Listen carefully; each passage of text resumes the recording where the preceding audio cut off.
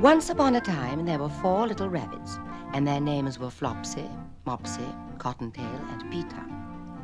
They lived with their mother in a sandbank underneath the root of a very big fir tree, and there was nothing their mother liked better than to busy herself at home, cooking and looking after her children. My name is Mrs. Rabbit, and happy is my lot. See what beautiful children I have got.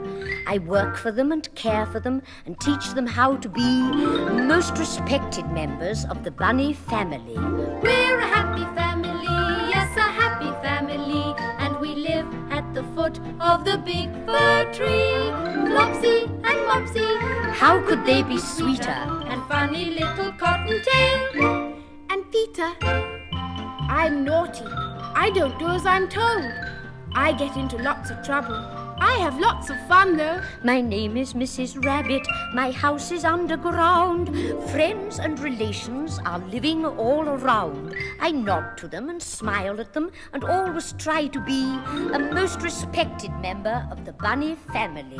We're a happy family, yes, a happy family, and we live at the foot of the big fir tree. Flopsy and Mopsy, How could they be sweeter? and funny little Cottontail.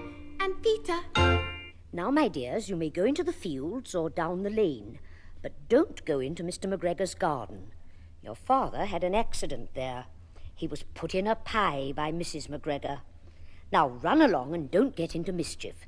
I'm going out. Old Mrs. Rabbit took a basket and her umbrella and went through the wood to the baker's. She bought a loaf of brown bread and 5 currant buns. Flopsy, Mopsy, and Cottontail, who were good little bunnies, went down the lane to gather blackberries. But Peter, who was very naughty, ran straight away to Mr. McGregor's garden and squeezed under the gate. oh, it is a tight squeeze.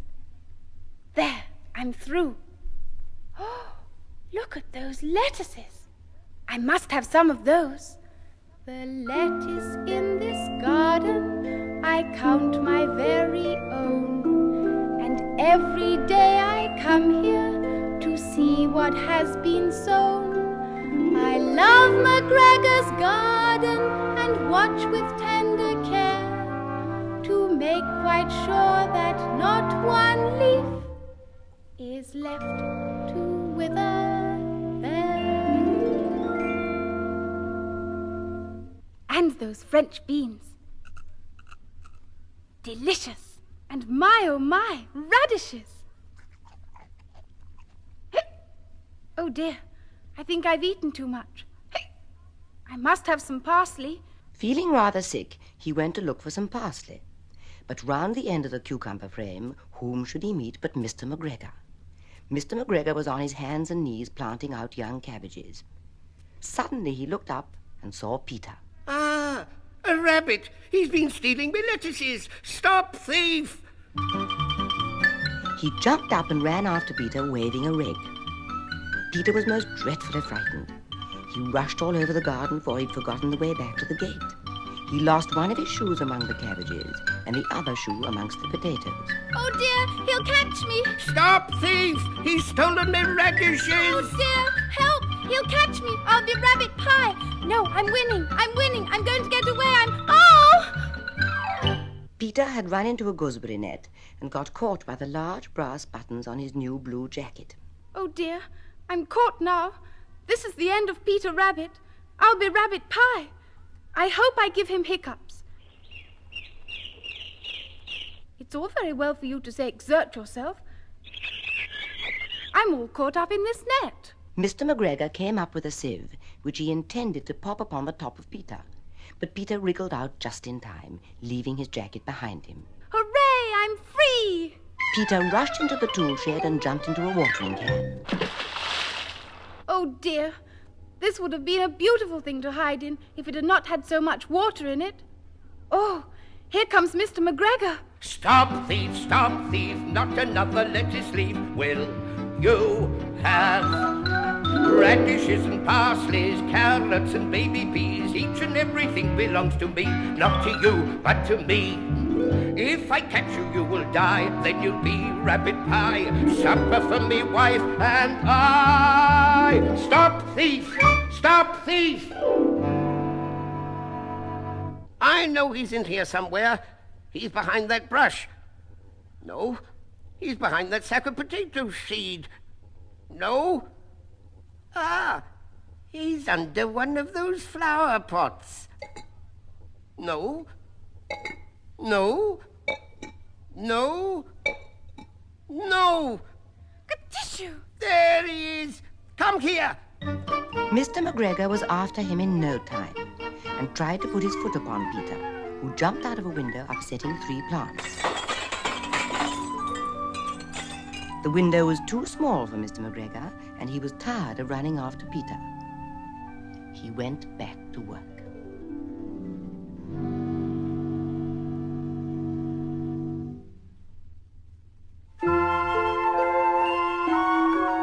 Peter sat down to rest. He was out of breath and trembling with fright, and he had not the least idea which way to go. Also, he was very damp with sitting in the watering can. Oh dear, I do get into some scrapes, don't I? Why do I do it? What can it be? There's naughtiness in everyone, but twice as much in me. I'd give the world if only I could, now and again be good. Why do I do it? What is the cure? My brothers and my sisters find it easy, I am sure. No one believes I'd like to be good. Nevertheless, I would. I think a halo would suit me, dangling over my head. When they behold me, they wouldn't scold me. They'd say, well done instead. Why do I do it? Am I to blame? The others can be naughty, but it never seems the same. That's how I've been ever since I begun. Why do I do it? Why do I do it? Why do I do it? Because it's fun. After a time, he began to wander about, going lippity-lippity, not very fast, and looking all round. He found a door in a wall, but it was locked, and there was no room for a fat little rabbit to squeeze underneath. An old mouse was running in and out over the stone doorstep, carrying peas and beans to her family in the wood. Excuse me, Mouse. Can you tell me the way to the gate? It isn't very polite to talk with a pea in your mouth. Peter was very upset because he couldn't understand the mouse, and he began to cry. Come back. Oh, dear. She's gone. I'm lost. I'll try this way, straight across the garden. Presently he came to a pond where Mr. McGregor filled his water cans. A white cat was staring at some goldfish. She sat very, very still, but now and again the tip of her tail twitched as if it were alive. A cat. I don't think I'll ask her the way. I've heard all about cats from my cousin Benjamin Bunny. A cat is the sort of a chap or a girl who will eat for a treat rabbit meat. It will creep, it will leap, will fake sleep, use deceit, just to eat for a treat rabbit meat. The moral is clear, of cats beware. Pat her feet, quick retreat, life is sweet. He went back towards the tool shed, but suddenly, quite close to him, he heard the noise of a hoe. Scritch, scratch, scratch, scritch. Peter scuttered underneath the bushes. But presently, as nothing happened, he came out and, climbing on a wheelbarrow, looked around. The first thing he saw was Mr. McGregor hoeing onions. His back was turned towards Peter, and beyond him was the gate. Peter got down very quietly off the wheelbarrow and started running as fast as he could go along a straight walk behind some blackcurrant bushes. There's that rabbit again. Come back! Come back!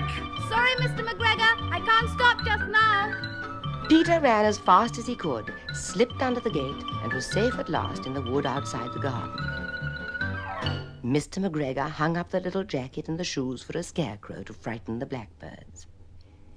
Peter never stopped running or looked behind him until he got home to the big fir tree. He was so tired that he flopped down upon the nice soft sand of the floor of the rabbit hole and shut his eyes. His mother was busy cooking. Peter Rabbit, where have you been? Who, me? Nowhere. Dear me, what a state you're in. And where are your clothes? That's the second little jacket and pair of shoes you've lost in a fortnight. Mummy, I don't feel very well. I'm not a bit surprised. Come along, off to bed with you, and I'll make you some chamomile tea.